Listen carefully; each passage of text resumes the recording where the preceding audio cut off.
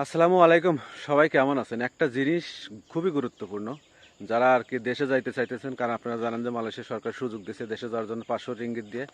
সেক্ষেত্রে গুরুত্বপূর্ণ একটা তথ্য শেয়ার করবো যারা দেশে যাইতে চাইতেছেন প্রকৃত অর্থে, ঠিক আছে?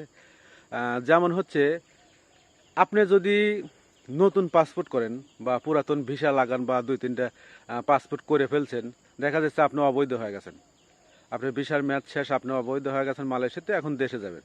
সেক্ষেত্রে আপনি একটা জিনিস শেয়ার করব, যে আপনি নতুন পাসপোর্ট দিয়ে কখনো ট্রাভেল পাস কাটবেন না বা দেশে যাওয়ার চেষ্টা করবেন। আগে লাস্টে যে চপ লাগাইছেন যে পাসপোর্টটায়, ওই পাসপোর্টের ফটোকপি দিয়ে আপনি ট্রাভেল পাস কাটবেন, তাহলে দেখবেন যে আপনি 500 রিঙ্গিত জরিমানা দিয়ে আপনি দেশে যাইতে পারবেন।